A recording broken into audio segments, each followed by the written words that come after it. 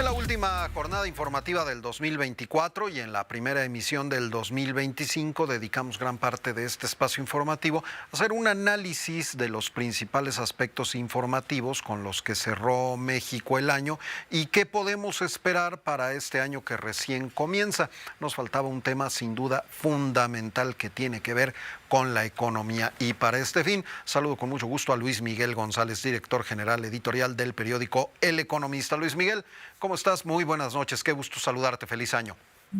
El gusto es mío, Oscar. Con el gusto de estar con ustedes. Feliz año. Muchísimas gracias. ¿Cómo cierra México el 2024 en temas financieros? ¿Fue un buen año regular o fue un año malo? ¿Cómo lo ves tú? Un año regularcito, hay que decirlo. Yo diría que hay dos partes muy buenas en la película. Uno tiene que ver con el comportamiento de los salarios. No es solo el salario mínimo, es el salario promedio en el IMSS. La economía mexicana acumuló o cerró un sexenio donde a los salarios les fue bien. Yo diría que esa parte está muy bien. La otra parte que me parece que es luminosa, brillante, tiene que ver con el México exportador. México se consolida como primer socio comercial de Estados Unidos por encima de China y Canadá. Crecen las exportaciones en un contexto complicado y, si me permites, Oscar, entre los salarios y sector externo, donde pondría también remesas, están los mejores aspectos de la economía mexicana. La parte que mejor sale en la fotografía. ¿Dónde están los focos rojos prendidos? Tenemos un mercado laboral que se está desacelerando, que se está enfriando. El empleo formal está cerrando el año con números muy bajos de generación de empleo y, en términos generales, yo diría que uno de los mayores retos para el 2025 es recuperar el dinamismo en el mercado laboral. Un poco lo mismo diría de manufactura. Las actividades industriales arrancaron bien el primer semestre o más o menos bien, y en el segundo semestre han venido desacelerándose.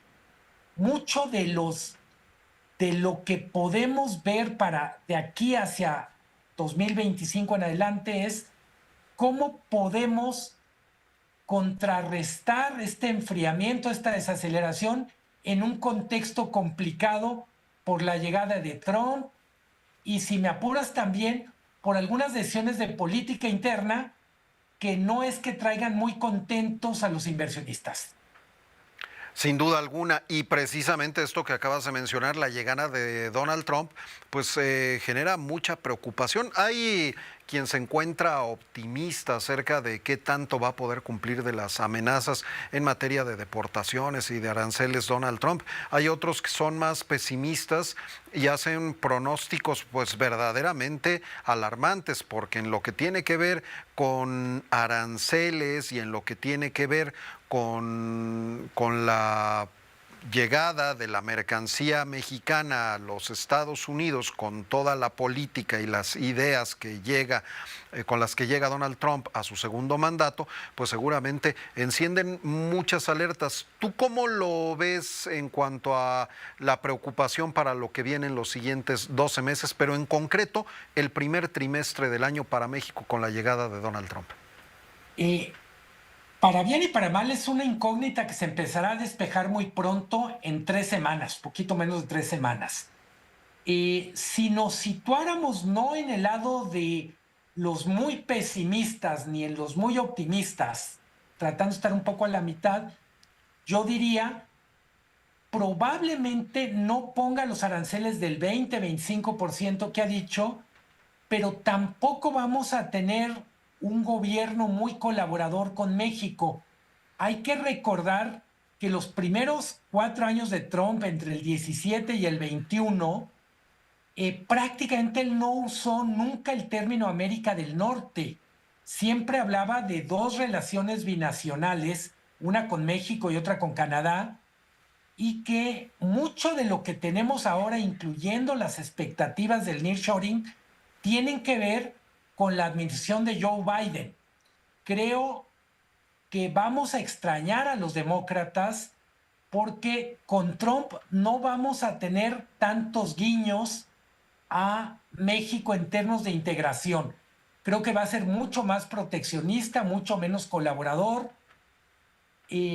Creo, insisto, Oscar, por un momento, suponiendo que no ocurra el peor de los escenarios, el mejor de los escenarios con Trump no va a ser equivalente a los 4 años que tuvimos con Biden, donde teníamos recursos públicos, por ejemplo, recursos públicos de Estados Unidos para el desarrollo de industrias en México en el contexto del nearshoring.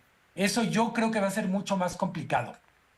Quitando el factor Donald Trump, ¿cómo pintan los siguientes 12 meses? Si nos atenemos únicamente a predicciones, claro, predicciones con base en lo que hemos visto, en lo que se viene, en lo que podemos prácticamente adivinar que va a ocurrir. ¿Va a ser un buen año para México? ¿No tanto? ¿O de verdad hay que empezarnos a preocupar?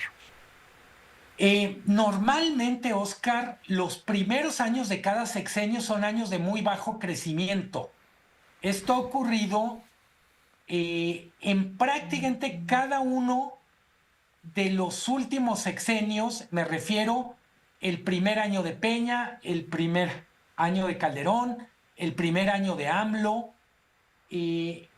¿Por qué pasa esto? Hay una especie de curva de aprendizaje del gobierno que va llegando que es inevitable. Entonces yo diría, el escenario más probable, Oscar, es que haya menos crecimiento en 2025 del que hubo en 2024.